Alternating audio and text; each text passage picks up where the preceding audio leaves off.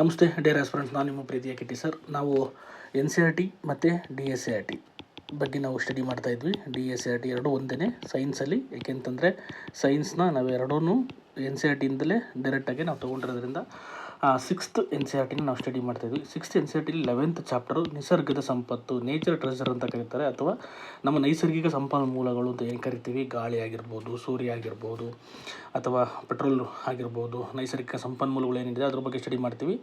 ಯಾವುದೇ ಒಂದು ಕಾನ್ಸೆಪ್ಟ್ NCERTನಲ್ಲಿ ಏನಿದೆ, ಯಾವುದೇ ಒಂದು ಕಾನ್ಸೆಪ್ಟ್ನ ಎಕ್ಸ್ಪ್ಲೇನ್ ಮಾಡಬೇಕಾದ್ರೆ ಅದಕ್ಕೆ ಸಂಪೂರ್ಣವಾದ ಒಂದು ಬ್ಯಾಕ್ಗ್ರೌಂಡನ್ನ ಕೊಟ್ಟು ಅಥವಾ ಒಂದು ಸ್ಟೋರಿ ಕೊಟ್ಟು ಅದನ್ನು ವಿದ್ಯಾರ್ಥಿಗಳಿಗೆ ಅರ್ಥ ಮಾಡೋ ರೀತಿ ಏನು ಮಾಡ್ತಾರೆ, ನಿಮಗೆ ಅರ್ಥ ಮಾಡಿಸ್ತಾರೆ. ಅದಕ್ಕೋಸ್ಕರ ನಿಮಗೆ ಈ ಬುಕ್ಸ್ಗಳು ತುಂಬ ಲಾಂಗ್ ಅನಿಸುತ್ತೆ, ಡೆಪ್ತ್ ಅಥವಾ ಏನು ಜಾಸ್ತಿ ಇದೆ ಅಂತ ಅನಿಸುತ್ತೆ ಓದೋಕ್ಕೆ. ಬಟ್ ಆದರೆ ವಿಷಯ ನೋಡಿಕೊಂಡಾಗ ಏನಿರಲ್ಲ ನೋಡಿ. ಆವಾಗ ನಮ್ಮ ಎಕ್ಸಾಮ್ ಪರ್ಪಸ್ ಏನೇನು ಬೇಕೋ ನಾವು ಅದನ್ನು ಮಾತ್ರ ನಾವು ಕೊಳ್ಳೊಂಡ್ಲೆ. ಒಂದು ಎಕ್ಸಾಂಪಲ್ ಹೇಳ್ತೀನಿ. ಈಗ ನಮಗೆ ಗಾಳಿಯ ಸಂಯೋಜನೆ, ಗಾಳೀಲಿ ಯಾವ ರೀತಿಯ ಏನಿದೆ ಅನಿಲಗಳಿರ್ತವೆ, ಗ್ಯಾಸಸ್ ಇರ್ತವೆ ಅನ್ನೋದನ್ನು ನಾವು ನೋಡ್ಬೋದು. ನೋಡಿರಿ, ಈ ರೀತಿ ಒಂದು ಎಕ್ಸಾಂಪಲ್ ಕೊಟ್ಟು ಹೇಳ್ತೇವೆ. ಒಂದು ಚೌಕ ತಗೊಂಡೆ, ಆ ಚೌಕದನ್ನು ಎಷ್ಟು ಡಿವೈಡ್ ಮಾಡಿದ್ರೆ ಎಷ್ಟು ಪರ್ಸೆಂಟ್ ಆಫ್ ದಿ ನೈಟ್ರೋಜನ್ ಇದೆ, ಎಷ್ಟು ಪರ್ಸೆಂಟ್ ಆಫ್ ಆಕ್ಸಿಜನ್ ಇದೆ, ಎಷ್ಟು percent of organ and other gases ಇದೆ ಅಂತ ಅಂದ್ಬಿಟ್ಟು ಎಕ್ಸ್ಪ್ಲೇನ್ ಮಾಡಿದ್ದಾರೆ. ಅದಕ್ಕೆ ನೋಡಿ, ಈ ಥರ ಸಿಂಪಲ್ಲಾಗಿ ನಿಮ್ಗೆ ಏನಾಗುತ್ತೆ, ನೆನಪಲ್ಲಿ ಇಟ್ಕೊಳೋಕ್ಕೆ ತುಂಬ ಈಸಿ ಆಗುತ್ತೆ. ಈಗ ನೋಡಿ, ನಿಮ್ಗೇನು ಗೊತ್ತಾಗುತ್ತೆ, ನೈಟ್ರೋಜನ್ನು ಮ್ಯಾಕ್ಸಿಮಮ್ ಇದೆ ಅಂತ ಗೊತ್ತಾಗುತ್ತೆ. ಹಾಗಾಗಿ ಈ ರೀತಿಯ ಕೆಲವು ಉದಾಹರಣೆಗಳ ಮೂಲಕ ಏನು ಮಾಡ್ತಾರೆ, ನಿಮಗೆ ಚಟುವಟಿಕೆಗಳ ಮೂಲಕ ನಿಮಗೆ NCERTನಲ್ಲಿ ಕಲಿಸ್ತಾ ಹೋಗ್ತಾರೆ. ಅದಕ್ಕೋಸ್ಕರ ನಿಮಗೆ ಇವನ್ನ NCERTನ ಓದಬೇಕು ಅನ್ನೋದು. ಈ ಚಾಪ್ಟ್ರಲ್ಲಿ ಏನೇನು ಓದ್ಕೋಬೇಕು ಅನ್ನೋದನ್ನ ನಿಮಗೆ ಲಾಸ್ಟಲ್ಲಿ ಒಂದು ಇದನ್ನು ಕೊಟ್ಟಿರ್ತಾರೆ, ಏನಂದರೆ ಸಮ್ಮರಿ ಅಂತ ಕರೀತಾರೆ. ಆ ಸಮ್ಮರಿ ಕೊಟ್ಟಿರ್ತಾರೆ. ಆ ಸಮ್ಮರಿ ನೋಡಿಬಿಟ್ರೆ ಗೊತ್ತಾಗುತ್ತೆ ನಾವು ಇದರಲ್ಲಿ ಏನು ಕಲಿತೀವಿ, ಚಾಪ್ಟ್ರಲ್ಲಿ ಏನು ಕಲಿತೀವಿ ಅನ್ನೋದ್ರ ಬಗ್ಗೆ ಗೊತ್ತಾಗುತ್ತೆ. ತುಂಬ ಲಾಂಗ್ ಚಾಪ್ಟರ್ಸ್ ಅನಿಸುತ್ತೆ, ಬಟ್ ಆದರೆ ಏನಿರಲ್ಲ, ವಿಷಯ ತುಂಬ ಸಿಂಪಲ್ ಇರುತ್ತೆ. ಸಣ್ಣ ವಿಷಯಗಳನ್ನ ತುಂಬ ವೆರೈಟಿ ಆಫ್ ಎಕ್ಸಾಂಪಲ್ಸ್ ಕೊಟ್ಟು ನಿಮಗೆ ಅರ್ಥ ಮಾಡಿಸ್ತಾರೆ. ನೋಡಿ, ನಾವಿಲ್ಲಿ ಏನೇನು ಕರಿತೀವಿ, ಗಾಳಿ ಅಂದ್ರೇನು, ಪೆಟ್ರೋಲಿಯಂ ಅಂದ್ರೇನು, ಕಲ್ಲಿದ್ದಲು, ಅರಣ್ಯಗಳು ಅದೆಷ್ಟು ಇಂಪಾರ್ಟೆಂಟು, ಮಳೆ ನೀರು ಕೊಯ್ಲು ಎಷ್ಟು ಇಂಪಾರ್ಟೆಂಟು, ನವೀಕರಿಸಬಹುದಾದ ಸಂಪನ್ಮೂಲಗಳಿಂದ ಎಷ್ಟು ಇಂಪಾರ್ಟೆಂಟು, ಪಳವಳಿಕೆ ಫಾಸಿಲ್ ಫ್ಯೂಯಲ್ಸ್ ಅಂದರೆ ಎಷ್ಟು ಇಂಪಾರ್ಟೆಂಟು, ಸಂಪನ್ಮೂಲ ರಿಸೋರ್ಸಸ್, ಮಾನವ ನಿರ್ಮಿತ ಮ್ಯಾನ್ ಮೇಡ್ ರಿಸೋರ್ಸ್ ಅಂತ ಕರೀತಾರೆ, ಬಂಡೆಗಳು, ನೈಸರ್ಗಿಕ ನೆಲ ಗೊತ್ತಾಗ್ತಿದೆಯಾ, ನ್ಯಾಚುರಲ್ ಗ್ಯಾಸ್ ಬಗ್ಗೆ ನಾವು ಮಾತಾಡ್ತೀವಿ, ಮಣ್ಣು ಸಾಯಿಲ್ ತುಂಬ ಇಂಪಾರ್ಟೆಂಟು, ನೈಸರ್ಗಿಕ ಸಂಪನ್ಮೂಲಗಳು, ಸೂರ್ಯ, ನೀರು, ನವೀಕರಿಸಲಾಗದ ಸಂಪನ್ಮೂಲಗಳನ್ನ ಎರಡು ರೀತಿ ನಾವು ಡಿವೈಡ್ ಮಾಡ್ತೀವಿ. ಒಂದು ನವೀಕರಿಸಲಾಗದ ಸಂಪನ್ಮೂಲಗಳು, ಇನ್ನೊಂದು ನವೀಕರಿಸಬಹುದಾದ ಸಂಪನ್ಮೂಲಗಳು. ಆದರೆ ಈ ನೋಡಿ, ಈ ಸ್ಟೇಟ್ಮೆಂಟ್ ತುಂಬ ಜನ ಕೇಳಿರ್ತೀರ ಎಲ್ಲರೂ. ನೋಡಿ, ಪ್ರತಿಯೊಬ್ಬ ಮನುಷ್ಯನ ಅಗತ್ಯಗಳನ್ನು ಪೂರೈಸಲು ಭೂಮಿಯ ಸಾಕಷ್ಟು ಸಂಪನ್ಮೂಲಗಳನ್ನು ಒದಗಿಸಿದೆ ಹೊರತು ಪ್ರತಿಯೊಬ್ಬ ಮನುಷ್ಯನ ದುರಾಸೆ ಏನಲ್ಲ. ಇದು ನೀವೆಲ್ಲ ಆಲ್ಮೋಸ್ಟ್ ಅಲ್ಲೂ ಎಸ್ಸೆಗಳಲ್ಲಿ ಯೂಸ್ ಮಾಡ್ತಿರ್ತೀರ. ಮಹಾತ್ಮ ಗಾಂಧೀಜಿಯವರು ಹೇಳಿರೋದು ನೋಡಿ, 6th ಕೊಟ್ಟಿದ್ದಾರೆ. ಇಲ್ಲಿ ಏನು ಕಲಿತೀರಾ, ಈ ಒಂದು ಟಾಪಿಕಲ್ಲಿ ಏನು ಕಲಿತೀರ ಅಂದರೆ, ನಮ್ಮ ಉಳಿವಿಗಾಗಿ ಅಗತ್ಯವಾದ ನೈಸರ್ಗಿಕ ಸಂಪನ್ಮೂಲಗಳನ್ನು ಒದಗಿಸುತ್ತದೆ ನಿಸರ್ಗ ಅಂತ ಓದ್ತೀವಿ. ನೆಕ್ಸ್ಟು ನಿಸರ್ಗ ಒದಗಿಸಿದ ಸಂಪನ್ಮೂಲಗಳನ್ನು ನೈಸರ್ಗಿಕ ಸಂಪನ್ಮೂಲಗಳು ಅಂತ ಕರಿತೀವಿ. ನಿಸರ್ಗ ಕೊಡುವ ಸಂಪನ್ಮೂಲನ ನೈಸರ್ಗಿಕ ಸಂಪನ್ಮೂಲಗಳು ಅಂತ ಕರಿತೀವಿ. ಅರಣ್ಯಗಳು, ಗಾಳಿ, ನೀರು, ಸೌರಶಕ್ತಿ, ಮಣ್ಣು, ಬಂಡೆಗಳು, ಖನಿಜಗಳು, ಪಳವಳಿಕೆ ಇಂಧನಗಳು ಮತ್ತು ಕೆಲವು ನೈಸರ್ಗಿಕ ಸಂಪನ್ಮೂಲಗಳಾಗಿವೆ. ಇವನ್ನೆಲ್ಲ ನೈಸರ್ಗಿಕ ಸಂಪನ್ಮೂಲಗಳು ಅಂತ ನಾವು ಕರಿತೀವಿ. ತಮ್ಮ ಅಗತ್ಯತೆಗಳನ್ನು ಪೂರೈಸಲು ಮಾನವರು ಸೃಷ್ಟಿಸಿದ ಸಂಪನ್ಮೂಲಗಳನ್ನು ಮಾನವ ನಿರ್ಮಿತ ಸಂಪನ್ಮೂಲಗಳು ಎಂದು ಕರಿತೀವಿ. ನೋಡಿ, ಅಂದರೆ ಮನುಷ್ಯನ ಅಗತ್ಯಕ್ಕೆ ತಕ್ಕಂತೆ ಮನುಷ್ಯನೇ ಸೃಷ್ಟಿಸಿಕೊಂಡಂಥ ಕೆಲವು ಸಂಪನ್ಮೂಲಗಳನ್ನು ಮಾನವ ನಿರ್ಮಿತ ಸಂಪನ್ಮೂಲಗಳು ಎಂದು ಕರಿತೀವಿ.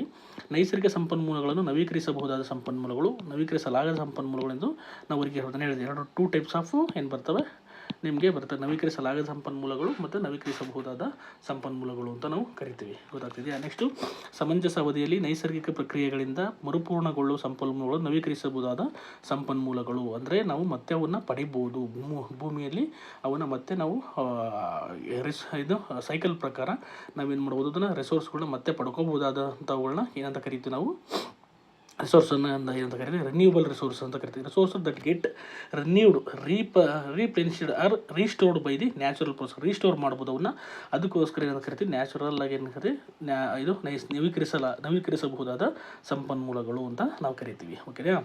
Natural resource can be classified as 2 types, renewable resources ಮತ್ತು ನಾನ್ ರಿನ್ಯೂವಬಲ್ ರಿಸೋರ್ಸಸ್ ಅಂತ ಕರಿತೀವಿ.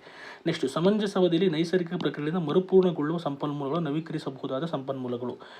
ಗೊತ್ತಾಗ್ತಿದೆ, ಕೆಲವು ಸಂಪನ್ಮೂಲಗಳನ್ನು ನಾವು ನವೀಕರಿಸಬಹುದು, ಕೆಲವನ್ನ ಆಗಲ್ಲ. ಗೊತ್ತಾಗ್ತಿದೆಯಾ? ನೆಕ್ಸ್ಟ್, ಸೀಮಿತ ಪ್ರಮಾಣದಲ್ಲಿ ಮತ್ತು ಸಮಂಜಸ ಅವಧಿಯಲ್ಲಿ ಪೂರ್ಣಗೊಳ್ಳುವ ಸಂಪನ್ಮೂಲಗಳನ್ನು ನವೀಕರಿಸಲಾಗದ ಸಂಪನ್ಮೂಲಗಳು ಅಂತ ಕರಿತೀವಿ. ಸೀಮಿತ ಪ್ರಮಾಣದಲ್ಲಿರುವ ಸಮಂಜಸ ಅವಧಿಯಲ್ಲಿ ಮರುಪೂರ್ಣಗೊಳ್ಳದ ಸಂಪನ್ಮೂಲಗಳನ್ನು, ಗೊತ್ತಾಗ್ತಿದೆಯಾ, ಮರುಪೂರ್ಣಗೊಳಿಸಲು ಸಾಧ್ಯ ಇಲ್ಲ, ಅವನ್ನ ಮತ್ತೆ ನಾವು ಪಡ್ಕೊಳಕ್ಕಾಗಲ್ಲ ಅಂತ ಸಂಪನ್ಮೂಲಗಳನ್ನು ನವೀಕರಿಸಲಾಗದ ಸಂಪನ್ಮೂಲಗಳು ಅಂತ ಕರಿತೀವಿ.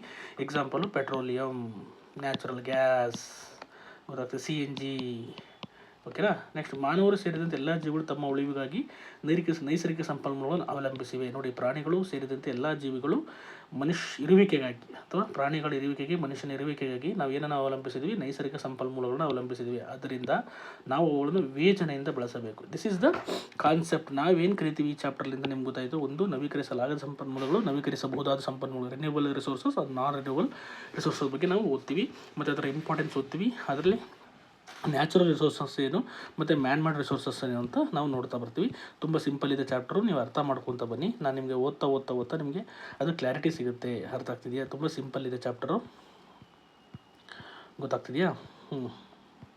ನೋಡಿ, ಸುಮ್ಮನೆ ಒಂದು ಕತೆ ಕಟ್ತಾರೆ. ಆ ಕಥೆಯಲ್ಲಿ ಒಂದು ಹಿನ್ನೆಲೆನ ಹೇಳ್ತಾ ಹೋಗ್ತಾರೆ. ನೋಡಿ, ರಜಾ ದಿನಗಳು ಅಂದರೆ ಭೂಮಿ ಮತ್ತು ಸೂರ್ಯರಿಗೆ ಯಾವಾಗಲೂ ತುಂಬ ವಿನೋದಮಯವಾಗಿರುತ್ತೆ. ರಜೆಯಲ್ಲಿ ಅವರು ತಮ್ಮ ಅಜ್ಜಿಯನ್ನು ಭೇಟಿ ಮಾಡಲು ಹೋಗುತ್ತಾರೆ. ಅಜ್ಜಿಯ ಪಶ್ಚಿಮ ಘಟ್ಟದ ಕಾಡಿನ ಅಂಚಿನಲ್ಲಿರುವ ಒಂದು ಹಳ್ಳಿಯಲ್ಲಿ ವಾಸಿಸುತ್ತಾರೆ. ಒಂದು ಕತೆ ಹೇಳ್ತಾರೆ. ಆ ಕಥೆಯಲ್ಲಿ ಅವರಿಗೆ ಯಾಕೆಂತಂದರೆ ಅಲ್ಲಿ ರಿಸೋರ್ಸಸ್ ಇವನ್ನ ಪರಿಚಯ ಮಾಡ್ಸೋಕ್ಕೋಸ್ಕರ ಆ ಒಂದು ಪಶ್ಚಿಮ ಘಟ್ಟಗಳ ಅಥವಾ ಅಲ್ಲಿನ ಸ್ಥಳಗಳನ್ನು ಪರಿಚಯ ಮಾಡಿಸಲು ಏನು ಮಾಡ್ತಾರೆ, ಈ ರೀತಿಯ ಒಂದು ಕಥೆಗಳ ಮೂಲಕ ಅಥವಾ ಸ್ಟೋರಿಗಳ ಮೂಲಕ, ನಿಜ ಜೀವನದ ಸ್ಟೋರಿಗಳ ಮೂಲಕ ನಿಮ್ಗೆ ಏನು ಮಾಡ್ತಾರೆ, ಒಂದು ಕಾನ್ಸೆಪ್ಟ್ನ ಕ್ಲಿಯರ್ ಮಾಡೋಕೆ ಹೊರಟಿದ್ದಾರೆ. ಇಲ್ಲಿ ನೋಡಿ, ನಿಮ್ಗೊಂದು ಬರುತ್ತೆ ರಾಜಾ ದಿನಗಳೆಂದರೆ ಭೂಮಿ ಮತ್ತು ಸೂರ್ಯರಿಗೆ. ಭೂಮಿ ಅಂದರೆ ಇಲ್ಲಿ ಮಕ್ಕಳು, ಭೂಮಿ ಮತ್ತು ಸೂರ್ಯನ ಇಬ್ಬರು ಮಕ್ಕಳು.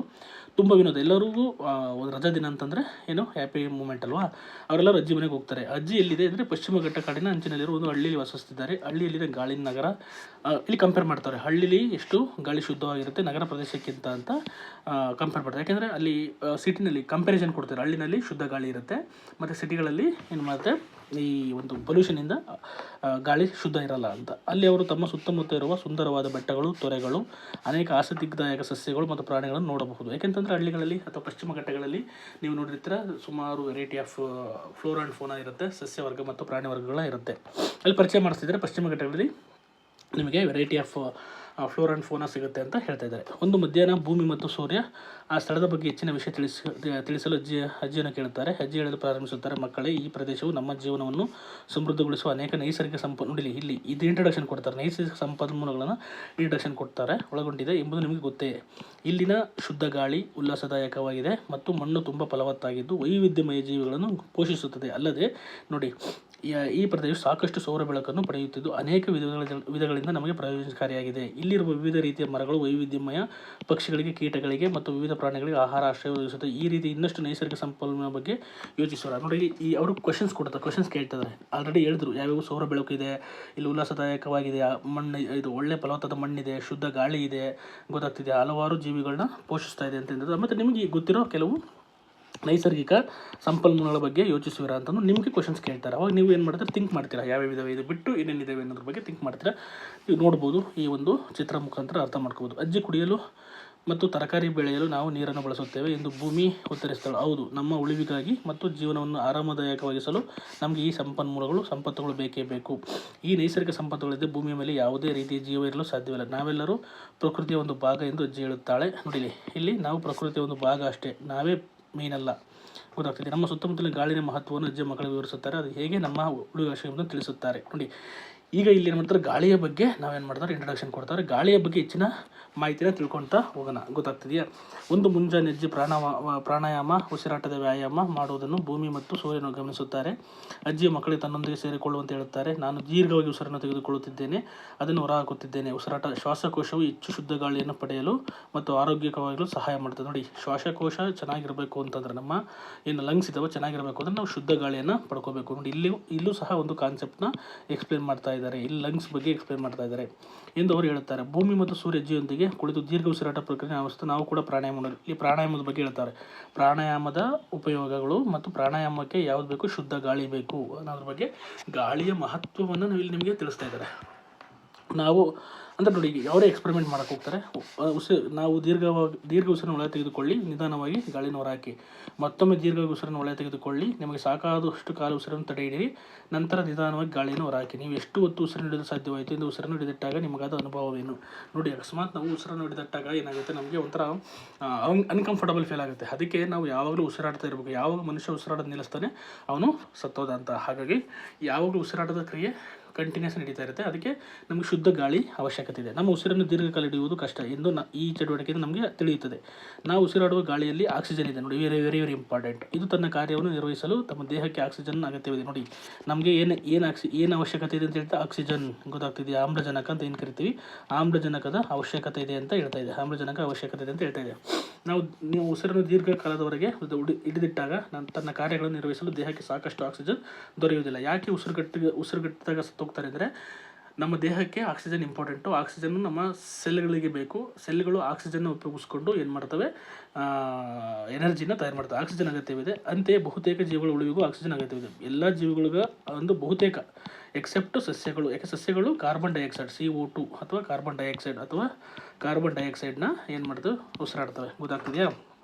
ಎಚ್ಚರಿಕೆ, ದೀರ್ಘಕಾಲ ಉಸಿರನ್ನು ಹಿಡಿದಿಡಬೇಡಿ, ಇದರಿಂದ ನಿಮಗೆ ತೊಂದರೆ ಉಂಟಾಗಬಹುದು. ಇದನ್ನು ಗೊತ್ತಿರುವಷ್ಟು ಪ್ರಾಕ್ಟಿಕಲಾಗಿ ಮಾಡಿ. ನಾವು ಆಹಾರ ಅಥವಾ ನೀರಿಲ್ಲದೆ ಕೆಲವು ದಿನಗಳಿಗೆ ಬದುಕಬಹುದು, ಆದರೆ ಆಕ್ಸಿಜನ್ ಇಲ್ಲದೆ ಕೆಲ ನಿಮಿಷಗಳ ಕಾಲನೂ ಸಹ ಬದುಕೋಕ್ಕಾಗಲ್ಲ. ಇಂಪಾರ್ಟೆನ್ಸ್ ಆಫ್ ಆಕ್ಸಿಜನ್ ಬಗ್ಗೆ ನಾವಿಲ್ಲಿ ಮಾತಾಡ್ತಾ ಇದ್ದೀವಿ. ಓಕೆನಾ? ಭೂಮಿಯನ್ನು ಸುತ್ತುವರಿದ ಗಾಳಿ ಅನಿಲ ಮಿಶ್ರಣವಾಗಿದೆ. ಭೂಮಿಯನ್ನು ಸುತ್ತಿರುವ ಗಾಳಿ ಅನಿಲಗಳ ಮಿಶ್ರಣವಾಗಿದೆ. ಆ ಅನಿಲಗಳ ಇದು important, exam point of important. ಯಾಕೆಂದರೆ ಎಕ್ಸಾಮಲ್ಲಿ ಕೇಳ್ತಾರೆ ಯಾವ್ಯಾವುದು ಜಾಸ್ತಿ ಅನಿಲಗಳನ್ನ ಒಳಗೊಂಡಿದೆ. ಗಾಳಿಯಲ್ಲಿ ನಮ್ಮ ಅಟ್ಮಾಸ್ಫಿಯರು ಹೆಚ್ಚು ಅನಿಲ ಹೊಂದಿರೋ ಅತಿ ಹೆಚ್ಚು ಅನಿಲವನ್ನು ಯಾವುದು ಹೊಂದಿದೆ ಅಂತ ಕೇಳ್ತಾರೆ. ಗಾಳಿಯಲ್ಲಿರೋ ಕೆಲವು ಅನಿಲಗಳನ್ನು ನೀವು ಹೆಸರಿಸಬಹುದೇ? ಗಾಳಿಯು ನೈಟ್ರೋಜನ್, ಆಕ್ಸಿಜನ್, ಕಾರ್ಬನ್ ಡೈಆಕ್ಸೈಡ್, ಸಣ್ಣ ಪ್ರಮಾಣದಲ್ಲಿ ಇತರ ಅನಿಲಗಳನ್ನು ಹೊಂದಿರುತ್ತದೆ. ಚಿತ್ರ 11.1 ಶೇಕಡಾವಾರುಗಳ ಗಾಳಿ ಸಂಯೋಜನೆ ನೀಡುತ್ತದೆ. ಚಿತ್ರ 11.1 100 ಚೌಕಗಳನ್ನು ಗಮನಿಸಿ. 100 ಚೌಕಗಳಲ್ಲಿ 78 ನೈಟ್ರೋಜನ್ ತುಂಬಿದೆ, 21 ಆಮ್ಲಜನಕ ತುಂಬಿದೆ, 1 ಆರ್ಗಾನ್, ಕಾರ್ಬನ್ ಡೈಆಕ್ಸೈಡ್ ಮತ್ತು ಇತರ ಅನಿಲಗಳಿಂದ ತುಂಬಿದೆ. ನೋಡಿ ಇಲ್ಲಿ 100 ಬಾಕ್ಸ್ ಇದೆ. ಆ 100 ಬಾಕ್ಸಲ್ಲಿ 78 ಬಾಕ್ಸೇ ನೈಟ್ರೋಜನ್ ಇದೆ. ಗೊತ್ತೈತೆ, ನೈಟ್ರೋಜನ್ ಅಂತ ಕರೀತಾರೆ. ಇನ್ನು 21 ಬಾಕ್ಸು ಈ 1 2 3 4 ಇವು ಆಕ್ಸಿಜನ್ ಇದೆ. ಇನ್ನು 1 ಬಾಕ್ಸು ಓನ್ಲಿ ಇವೆಲ್ಲ ಸೇರಿ ಆರ್ಗಾನ್, ಕ್ರಿಪ್ಟಾನ್, ಜೆನನ್ ಬೇರೆ ಬೇರೆ ಆರ್ಗಾನು, ಕಾರ್ಬನ್ ಡೈಆಕ್ಸೈಡ್ ಮತ್ತು ಇತರ ಅನಿಲಗಳು 1% ಅಂದರೆ ನಿಮಗೆ ಕ್ಲಾರಿಟಿ ಇರಬೇಕು. ಅತಿ ಹೆಚ್ಚು ಅನಿಲವನ್ನು ಅಟ್ಮಾಸ್ಫಿಯರಲ್ಲಿ, ನಮ್ಮ ವಾತಾವರಣದಲ್ಲಿ ಅತಿ ಹೆಚ್ಚು ಯಾವುದಿದೆ ಅಂತಂದರೆ ನೈಟ್ರೋಜನ್, ಅದಾದಮೇಲೆ ಆಕ್ಸಿಜನ್, ಅದಾದಮೇಲೆ ಆರ್ಗಾನ್ ಮತ್ತು ಕಾರ್ಬನ್ ಡೈಆಕ್ಸೈಡ್ಗಳು ಬರ್ತವೆ. ಇದು ನಿಮಗೆ ನೆನಪಿರಬೇಕು, ಗೊತ್ತಿರಬೇಕಾದಂಥ ವಿಚಾರ. ಓಕೆನಾ? ನೋಡಿ ಮರದಲ್ಲಿ, ಇದು ಎಕ್ಸಾಮ್ ಪಾಯಿಂಟ್ ಆಫ್ ವ್ಯೂನಲ್ಲಿ ಇಂಪಾರ್ಟೆಂಟು. ಮರದೆಲೆಗಳು ಕಂಪಿಸಿ ಸದ್ದು ಮಾಡಿದಾಗ, ತಂತಿಯ ಮೇಲೆ ಒಣಗಲು ಹಾಕಿದ ಬಟ್ಟೆಗಳು ತೂಗಾಡಿದಾಗ, ಒಮ್ಮೆಲೆ ಫ್ಯಾನ್ ತಿರುಗಲು ಆರಂಭಿಸಿ, ತೆರೆದ ಪುಸ್ತಕ ಪಟಪಟಿಸುವುದನ್ನು ನೋಡಿದಾಗ ನೀವು ಗಾಳಿ ಇರುವಿಕೆಯನ್ನು ಗಮನಿಸುತ್ತೀರಿ. ಅಂದರೆ ಗಾಳಿ ಇರುವಿಕೆಯನ್ನು ನಾವು ಯಾವ ರೀತಿ ಫೀಲ್ ಮಾಡ್ಬೋದು ಅಂತಂದರೆ, ಏನಾದರೂ ಎಲೆಗಳು ಕಂಪಿಸಿದಾಗ, ಬಟ್ಟೆಗಳು ಒಣಗಿದಾಗ ಮತ್ತು ಫ್ಯಾನ್ಗಳು ಹಾಕಿದಾಗ ನಿಮ್ಮ ಏನು ಪೇಪರ್ಗಳು ಚಲಿಸ್ತಾವಲ್ಲ, ಅದನ್ನು ನೀವು ಗಾಳಿಯನ್ನು ಮಾರುತ ಎಂದು ಕರೆಯಲಾಗುತ್ತದೆ. ಕೆಲವೊಮ್ಮೆ ಗಾಳಿ ವೇಗವಾಗಿ ಬೀಸುತ್ತದೆ, ಉದಾಹರಣೆಗೆ ಚಂಡಮಾರುತ. ಕೆಲವೊಮ್ಮೆ ನಿಧಾನವಾಗಿ ತಂಗಾಳಿಯಂತೆ ಬೀಸುತ್ತದೆ. ಗೊತ್ತಾಗ್ತದೆ, ನೀವು ನೋಡಿರ್ತೀರ ಚಂಡಮಾರುತ ಬೀಸೋದು, ಅದು ಗಾಳಿನೇ. ನಮ್ಮ ಸಂಜೆ ಟೈಮಲ್ಲಿ ಬೀಸೋ ಗಾಳಿನೂ ಏನಾಗುತ್ತೆ, ನಿಧಾನವಾಗಿರೋ ತಂಗಾಳಿ ಅಂತ ಕರಿತೀವಿ. ಎರಡೂ ಸಹ ಗಾಳಿನೇ ಆಗಿರುತ್ತೆ. ಬಟ್ ಅದರ ಏನೋ ಒತ್ತಡ ಅಥವಾ ಪ್ರೆಷರು ಅಥವಾ ಪ್ರವಾಹ ಜಾಸ್ತಿ ಇರುತ್ತೆ. ಗೊತ್ತಾಗ್ತಿದೆಯಾ? ನೋಡಿ ಇಲ್ಲಿ ಒಂದು ಎಕ್ಸ್ಪೆರಿಮೆಂಟ್ ಕೊಟ್ಟಿದ್ದಾರೆ, ಇದನ್ನು ನೋಡಿರ್ತೀರ. ಈ ಥರ ಗಿರಿಗೆಟ್ಲೆ ಅಂತ ಕರೀತಾರೆ ನಮ್ಮ ಕಡೆ. ಇದನ್ನು ನೀವು ಸಹ ತಯಾರು ಮಾಡ್ಬೋದು. ಇದನ್ನು ಮಾಡಿಬಿಟ್ಟು ನೀವು ಗಿರಿಗೆಟ್ಲೆನ ಕೈ ಹಿಡಿದು ಓಡ್ಬೋದು. ಆವಾಗ ನಿಮ್ಗೆ ಏನಾಗುತ್ತೆ, ಗಾಳಿ ಇದೆಯಾ ಇಲ್ವೋ ಅನ್ನೋದು ಗಿರಿಗೆಟ್ಲೆ ತಿರುಗಿದಾಗ ನಿಮಗೆ ಏನಾಗುತ್ತೆ, ಫೀಲ್ ಆಗುತ್ತೆ. ಗಾಳಿ ಯಂತ್ರವೂ ಸಹ ಗಿರಿಗೆಟ್ಲೆ ಅಂತೆ. ಗಾಳಿ ಯಂತ್ರ ಏನು ನಮಗೆ ಎಲೆಕ್ಟ್ರಿಸಿಟಿನ ಪ್ರೊಡ್ಯೂಸ್ ಮಾಡೋಕ್ಕೆ, ಪವನ ಶಕ್ತಿನ ಪ್ರೊಡ್ಯೂಸ್ ಮಾಡೋಕ್ಕೆ ಹಾಕಿರ್ತಾರೆ ಎಲೆಕ್ಟ್ರಿಸಿಟಿನ, ಈ ಕೆಲಸ ಮಾಡಿ ಅದೇ ರೀತಿ ಇದು ಕೆಲಸ ಮಾಡುತ್ತೆ.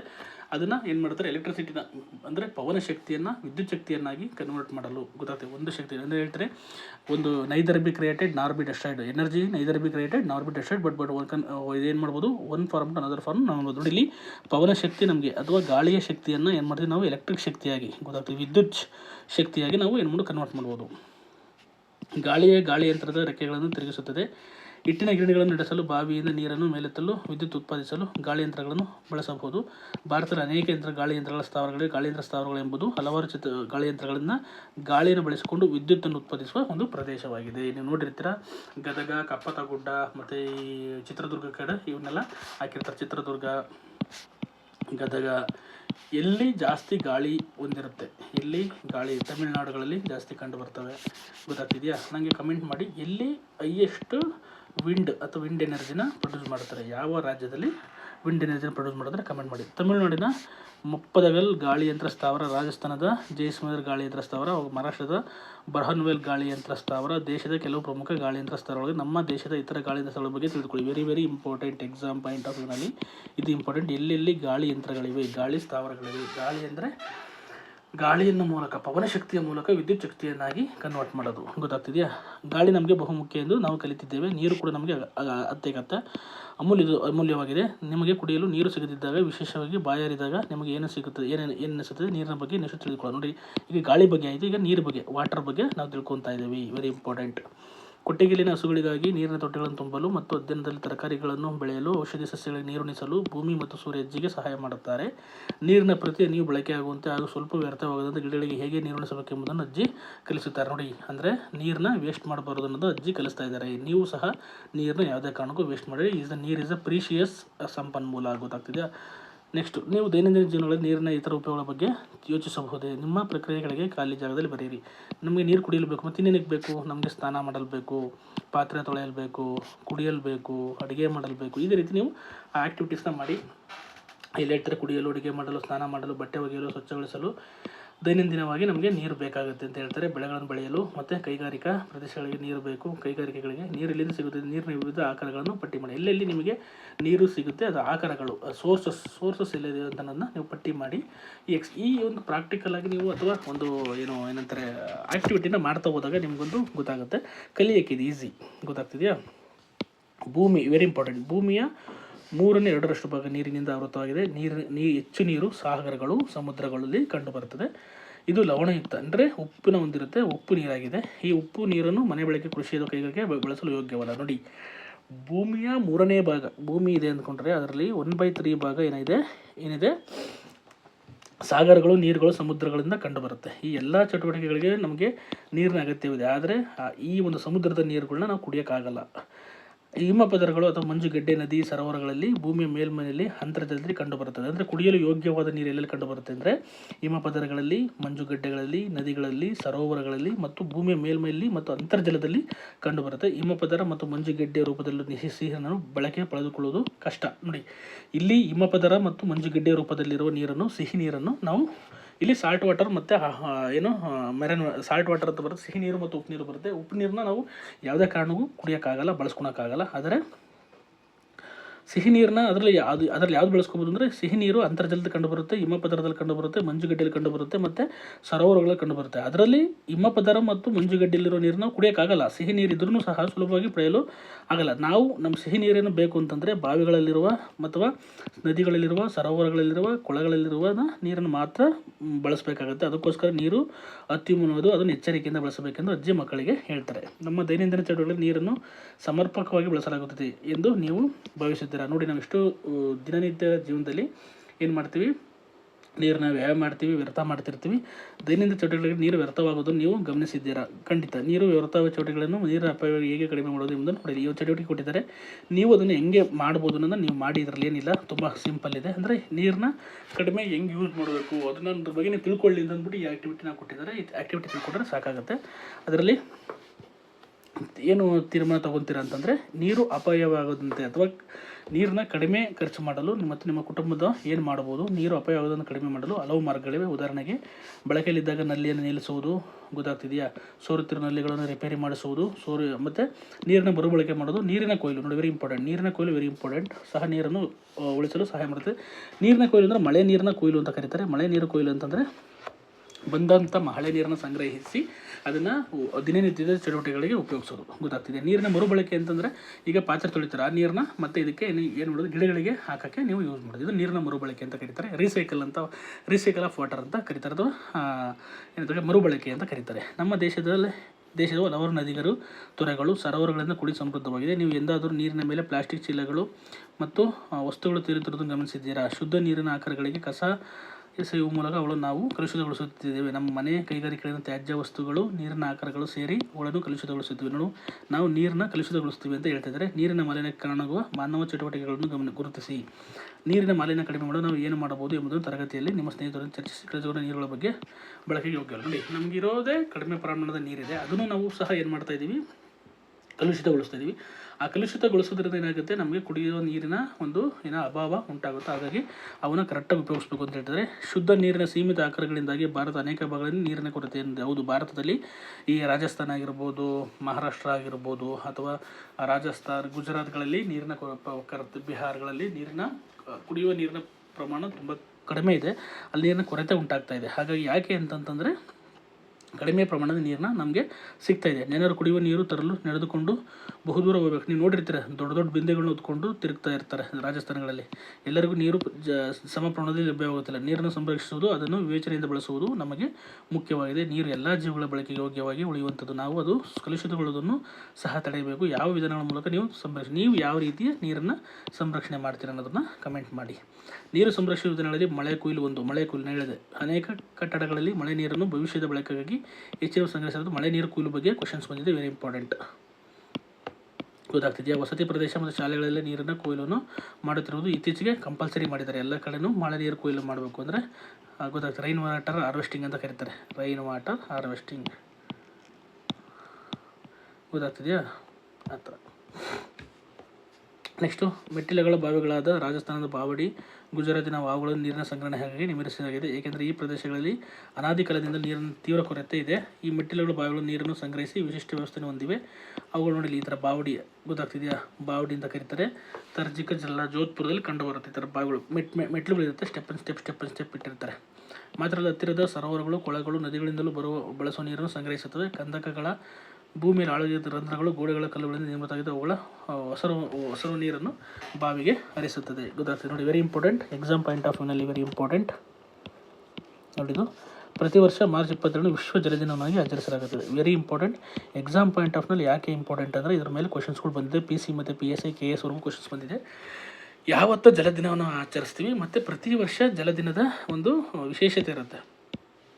ಅರ್ಥ ಆಗ್ತಿದೆಯಾ? ವಿಶೇಷತೆ ಇರುತ್ತೆ. ಆ ವಿಶೇಷತೆನ ನೀವು ತಿಳ್ಕೊಬೇಕಾಗುತ್ತೆ. ಎಕ್ಸಾಮ್ ಪಾಯಿಂಟ್ ಆಫ್ ನಲ್ಲಿ ಇಂಪಾರ್ಟೆಂಟ್. ಗೊತ್ತಾಗ್ತಿದೆಯಾ? ಎಕ್ಸಾಮ್ ಪಾಯಿಂಟ್ ಆಫ್ ನಲ್ಲಿ ನೋಡಿದಾಗ ಇಂಪಾರ್ಟೆಂಟ್ ಆಗುತ್ತೆ. ಇಂಪಾರ್ಟೆಂಟ್ ಈ ಒಂದು ಪಾಯಿಂಟ್ ಇಂಪಾರ್ಟೆಂಟ್.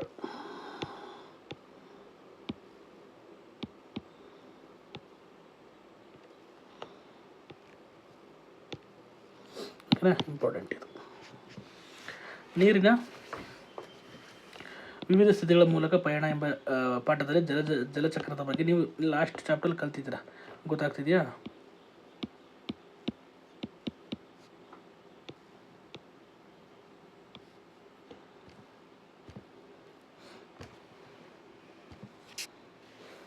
ಓಕೆ, ನೀವು ತಿಳಿದಿದ್ದೀರಾ ಅಂದರೆ ನೀರಿನ ವಿವಿಧ ಸ್ಥಿತಿಗಳ ಬಗ್ಗೆ ನೀವು ತಿಳಿದಿದ್ದೀರಾ. ಅಂದರೆ ನೀರು ಹೆಂಗೆ ಎವಾಪರೇಷನ್ ಆಗುತ್ತೆ, ಹೆಂಗೆ ನೀರು ಸಾಲಿಡ್ ಆಗುತ್ತೆ, ಹೆಂಗೆ ನೀರು ಲಿಕ್ವಿಡ್ ಆಗುತ್ತೆ, ಹೆಂಗೆ ನೀರು ಗ್ಯಾಸಿಯಸ್ ಆಗುತ್ತೆ ಅನ್ನೋದ್ರ ಬಗ್ಗೆ ತಿಳ್ಕೊಂಡಿದ್ದೀರಾ.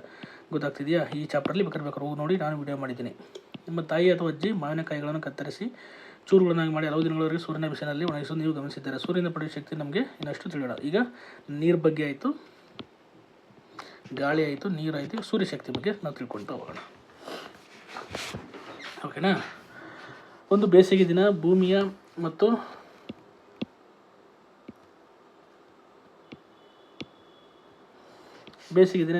ಸೂರ್ಯನ ಮೆಣಸಿನಕಾಯಿಗಳನ್ನು ಬಿಸಿಲಿನಲ್ಲಿ ಒಣಗಿಸಲು ಅಜ್ಜಿ ಸಹಾಯ ಮಾಡುತ್ತಿರುತ್ತಾರೆ. ಅಜ್ಜಿ ಹೇಳುತ್ತಾರೆ, ಇವುಗಳನ್ನು ನಾವು ಒಣಗಿಸಲು ಸೂರ್ಯ ಶಾಖವನ್ನು ಬಳಸುತ್ತೇವೆ. ನಮಗೆ ಮೆಣಸಿನಕಾಯಿಗಳು ಸಿಗದಿದ್ದಾಗ ಈ ರೀತಿಯ ಒಣಗಿಸಿದ ಮೆಣಸಿನಕಾಯಿಗಳನ್ನು ಬಳಸಬಹುದು.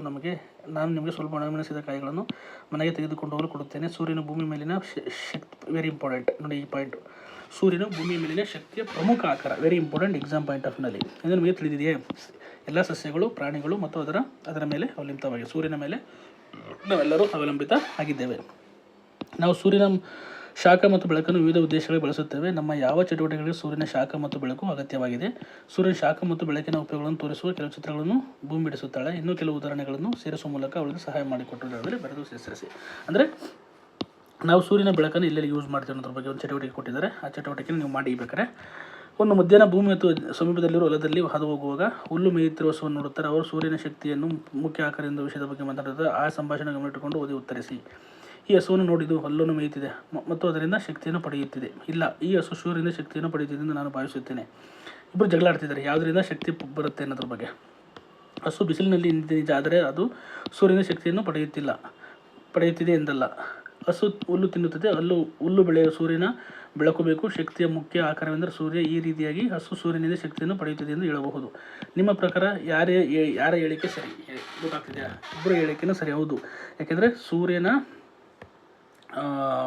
ಬೆಳಕನ್ನು ಯೂಸ್ ಮಾಡಿಕೊಂಡು ಸಸ್ಯಗಳು ಏನು ಮಾಡ್ತಾರೆ, ಆಹಾರ ತಯಾರಿಸ್ತವೆ. ಆ ಆಹಾರವನ್ನು ಹಸುಗಳು ತಿಂದು ಏನು ಮಾಡ್ಕೊತವೆ, ಊಟನ ಪಡ್ಕೊತವೆ ಅಥವಾ ಆಹಾರನ ಪಡ್ಕೊತವೆ. ಅಲ್ಲಿಗೆ ಡೈರೆಕ್ಟ್ಲಿ ಇಂಡೈರೆಕ್ಟ್ಲಿ ನಾವು ಸೂರ್ಯನ ಮೇಲೆ ಅವಲಂಬಿತ ಆಗಿದ್ದೇವೆ ಅಂತ. ಸೂರ್ಯನ ಬೆಳಕು ಸಸ್ಯಗಳಿಗೆ ಆಹಾರ ತಯಾರಿಸಲು ಸಹಾಯ ಮಾಡ್ತದೆ. ಸೂರ್ಯನು ಭೂಮಿಯ ಮೇಲಿನ ಎಲ್ಲ ಜೀವಿಗಳಿಗೂ ಶಾಖ ಮತ್ತು ಬೆಳಕನ್ನು ಒದಗಿಸುತ್ತದೆ. ಇವು ಅವುಗಳ ಶಕ್ತಿಯ ಮುಖ್ಯ ಆಕಾರವಾಗಿದೆ. ಸೂರ್ಯ ಎಲ್ಲ ಶಕ್ತಿಗಳ ಗೊತ್ತಾಗ್ತಿದೆಯಾ, ಏಕೆ ಶಾಖ ಮತ್ತು ಬೆಳಕನ್ನು ಉತ್ಪಾದಿಸ್ತಾನೆ. ಹಾಗಾಗಿ ಇವುಗಳನ್ನು ಶಕ್ತಿಯ ಮುಖ್ಯ ಆಕಾರ ಅಂತ ನಾವು ಕರಿಬೋದು. ಗೊತ್ತಾಗ್ತಿದೆಯಾ. ಭಾರತದ ಅನೇಕ ಕುಟುಂಬಗಳಲ್ಲಿ ಸೂರ್ಯನಿಗೆ ಕೃತಜ್ಞತೆ ವ್ಯಕ್ತಪಡಿಸಲು ಪ್ರಾತಃ ಕಾಲ ಸೂರ್ಯನಿಗೆ ಅರ್ಘ್ಯ ನೀಡಲಾಗುತ್ತದೆ. ಅರ್ಘ್ಯ ಅಂತ ನೀಡ್ತಾರೆ ಅಂದರೆ ನಮಸ್ತೆ ಮಾಡ್ತಾರೆ ಅಥವಾ ಒಂದು ಗೌರವವನ್ನು ಸೂಚಿಸ್ತಾರೆ. ಮೇಲ್ಛಾವಣಿಯ ಮೇಲೆ, ಮನೆಯ ಮೇಲ್ಛಾವಣಿಯ ಮೇಲೆ, ಬೀದಿ ದೀಪಗಳ ಕಂಬಗಳ ಮೇಲೆ, ರಸ್ತೆಗಳಲ್ಲಿರುವ ಸಂಜ್ಞಾ ದೀಪಗಳು ಅಂದರೆ ಇಂಡಿಕೇಟರ್ಸ್ ಅಂತ ಕರೀತಾರೆ, ಏನಂತ ಕರೀತಾರೆ, ಇವನ್ನ ಸಿಗ್ನಲ್ಸ್ ಅಂತ ಏನು ಕರೀತಾರೆ, ಅವನ್ನ ಸಿಗ್ನಲ್ಸಲ್ಲೂ ಸಹ ಸೂರ್ಯನ ಬೆಳಕನ್ನು ಉಪಯೋಗಿಸ್ಕೊಂಡು ಸಿಗ್ನಲ್ಗಳನ್ನ ಬಳಸ್ತಾರೆ.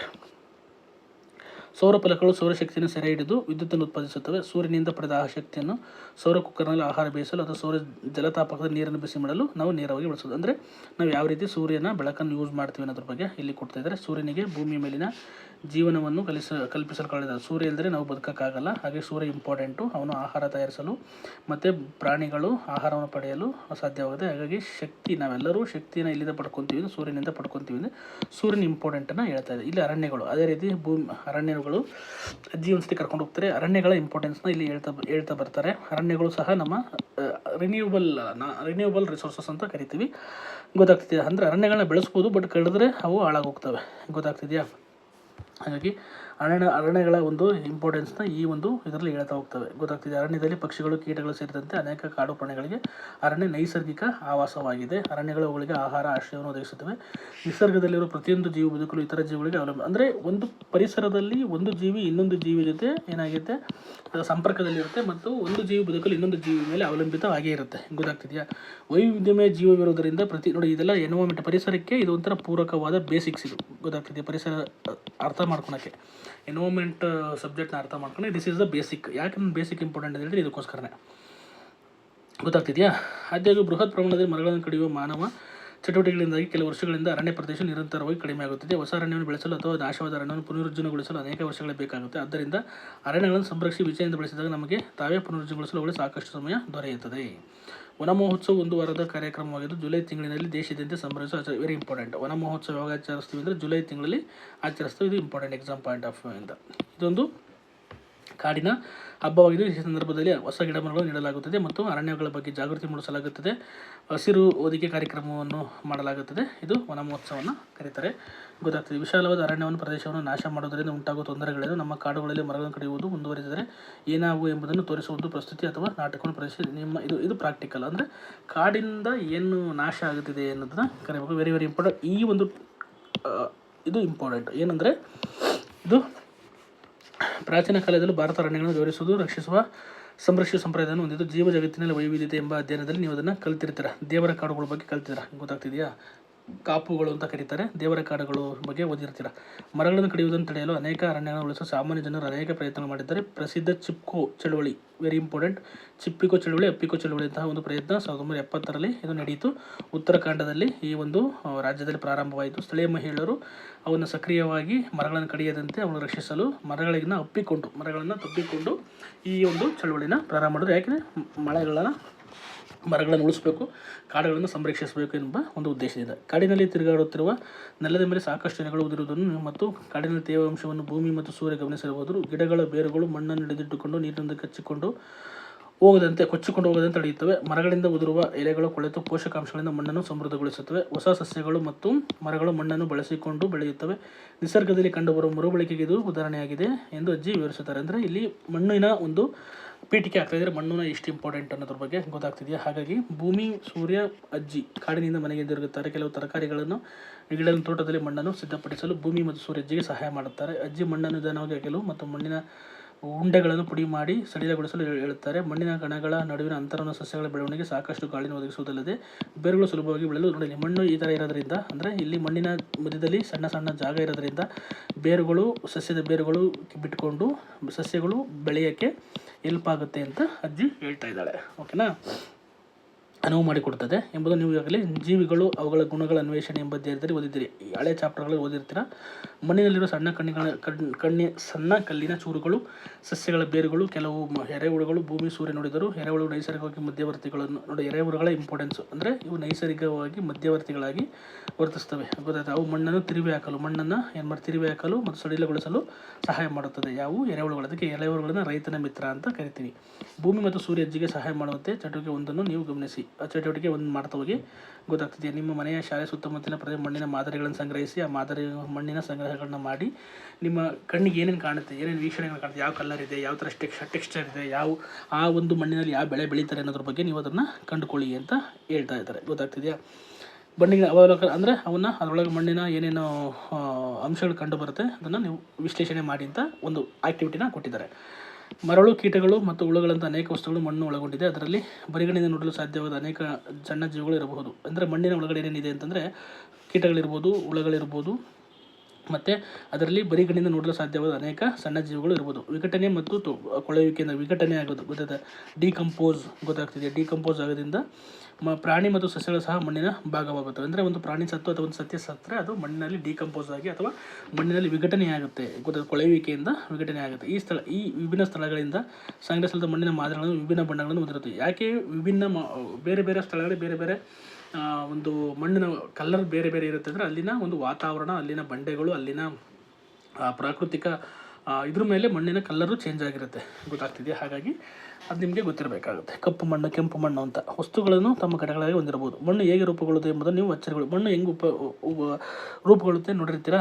ಸೂರ್ಯ, ನೀರು ಮತ್ತು ಜೀವಿಗಳ ಕ್ರಿಯೆಯಿಂದ ದೀರ್ಘವಾದ ಸಾವಿರಾರು ವರ್ಷಗಳ ಬಂಡೆಗಳು ವಿಘಟನೆಗೊಂಡು ನೋಡಿ, ವೆರಿ ಇಂಪಾರ್ಟೆಂಟ್, ಬಂಡೆಗಳು ವಿಘಟನೆಗೊಂಡು ಮಣ್ಣು ಏನಾಗುತ್ತೆ, ವಿಭಿನ್ನ ರೀತಿಯ ಮಣ್ಣುಗಳು ಕಾರಣ ಆಗುತ್ತೆ. ಕೆಲವು ಮಣ್ಣುಗಳು ನಿರ್ದಿಷ್ಟ ಸಸ್ಯಗಳನ್ನು ಬೆಳೆಸಲು ಉತ್ತಮವಾಗಿ, ಇನ್ನು ಕೆಲವು ರೀತಿಯ ಮಣ್ಣುಗಳು ಕಟ್ಟಡಗಳನ್ನು ನಿರ್ಮಿಸುವ ಇಟ್ಟಿಗೆ ಉತ್ತಮವಾಗಿದೆ. ಕಾಡಿನಲ್ಲಿ ವಿವಿಧ ಬಗೆಯ ಮಣ್ಣುಗಳಿವೆ. ಮಣ್ಣು ಅಮೂಲ್ಯವಾದ ಸಂಪತ್ತಿನ ವೈವಿಧ್ಯ ಪೋಷಿಸುತ್ತದೆ. ನೋಡಿ, ನಾವು ಕಪ್ಪು ಮಣ್ಣು, ಜಂಬಿಟ್ಟಿಗೆ ಮಣ್ಣು ಅಂತ ಯಾಕೆ ಕರಿತೀವಿ ಅಂದರೆ ಅವು ಕೆಲವು ಮಣ್ಣುಗಳು ಕೆಲವು ನಿರ್ದಿಷ್ಟವಾದ ಸಸ್ಯಗಳನ್ನ ಬೆಳೆಯಲು ಮಾತ್ರ ಯೋಗ್ಯವಾಗಿರ್ತವೆ. ಈ ಕಪ್ಪು ಮಣ್ಣಿನಲ್ಲಿ ನಾವೇನು ಬರಿಬೋದು, ಹತ್ತಿ ಮತ್ತು ಕಡಲೆಕಾಯಿ ಮತ್ತು ಆ ಥರದ್ದು ಬೆಳಿಬೋದು. ಕೆಂಪು ಮಣ್ಣಿನಲ್ಲಿ ನಾವೇನು ರಾಗಿ ಮತ್ತು ಇರ್ಬೋದು.